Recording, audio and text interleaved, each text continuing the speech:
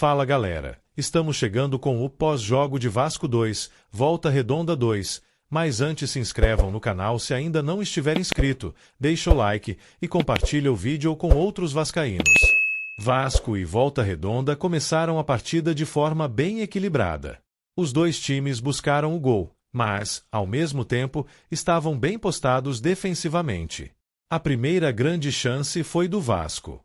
Aos 19 minutos, Coutinho cobrou escanteio na primeira trave e Jair testou forte, porém Jean Drosny fez ótima defesa e salvou o Volta Redonda.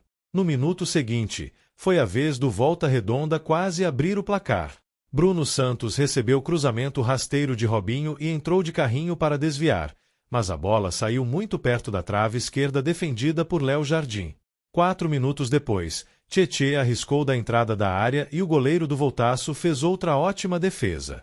Quase o primeiro do jogo, mas o placar permaneceu zerado no primeiro tempo. 0-0. Logo no início do primeiro tempo, o Volta Redonda abriu o placar. O Vasco era melhor nos primeiros minutos, mas um contra-ataque pegou a defesa de surpresa. MV achou bom passe para Robinho e, na tentativa de cortar, João Vitor chutou para dentro do próprio gol. 1-0 aos 7 minutos. Porém, o placar não durou muito tempo. Aos 10, Jair tentou jogada individual e foi derrubado na área por Caio Tenório. Pênalti. Na cobrança, Verratti bateu no meio e empatou o jogo. Os dois gols deixaram a partida mais animada, com o Vasco um pouco melhor. Porém, assim como no primeiro, o Volta Redonda conseguiu marcar mesmo com a superioridade vascaína.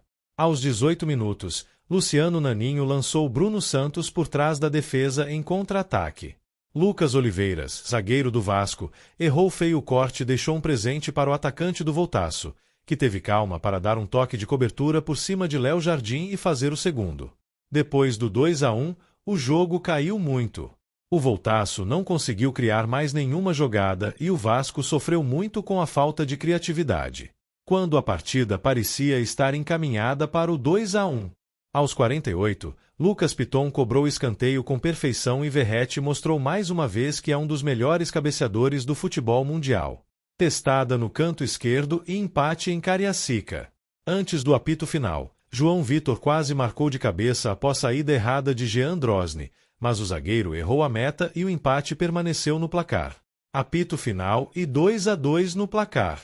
Após o empate em 2-2 com Volta Redonda neste domingo, Fábio Carille concedeu entrevista coletiva no estádio Kleber Andrade. Carille reconheceu que a equipe teve desempenho inferior às 3 partidas anteriores sob seu comando, mas reforçou que o caminho para aprimorar os detalhes será feito com o tempo.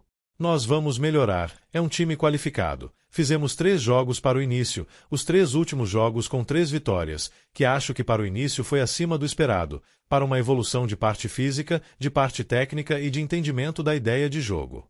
Hoje, ficamos abaixo. Nas 3 vitórias, não quer dizer que estava tudo certo, a gente sabia que nós temos que melhorar bastante. E o resultado de hoje não quer dizer que está tudo errado. A gente tem um caminho. É potencializar essa ideia, passar confiança para os jogadores para que a gente continue a nossa caminhada. Carille afirmou que irá avaliar com os departamentos ao longo da próxima semana as melhores formas para corrigir os erros identificados. O treinador elogiou a organização do adversário, mas revelou que identificou o Vasco com um pouco mais de dificuldade para acompanhar o ritmo de jogo. A bola parada sempre foi muito decisiva em todos os lugares. A gente tem que trazer isso ao nosso favor, tanto defensiva quanto ofensivamente. O torcedor fez uma festa linda. Apoiou e vaiou quando teve que vaiar. Pegamos um time bem organizado. Percebi o Vasco precisando fazer um pouco mais de força para fazer as jogadas, para acompanhar. É sentar com todos os departamentos no começo da semana, saber se a gente errou na carga de trabalho porque esses jogadores não atuaram na quarta-feira. Mas é o início de trabalho. Time lutou mesmo na dificuldade e quase marca o 3º gol para parabenizar essa torcida, que vem nos apoiando, completou Carille. O resultado impediu que a equipe de Carille ultrapasse o Volta Redonda e assumisse a liderança do torneio. Com o empate, o Vasco tem 13 pontos e é o vice-líder da competição, mas ainda pode ser ultrapassado por Maricá e Flamengo, que ainda jogam na rodada. Na coletiva, o treinador comentou sobre a atuação de João Vitor, que marcou um gol contra e abriu o placar para o Volta Redonda logo no início da segunda etapa.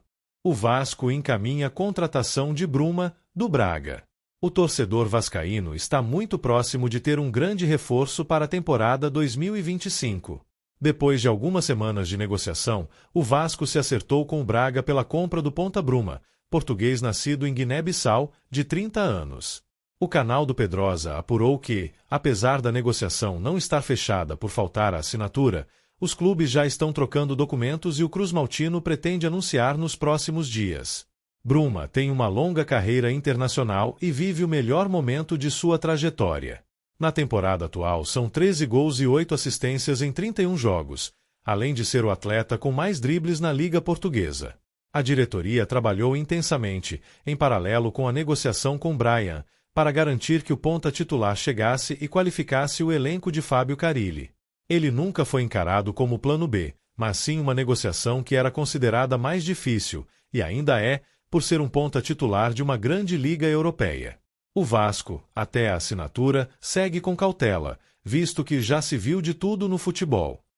Ele, além da ponta esquerda, pode atuar como atacante centralizado e pela direita também.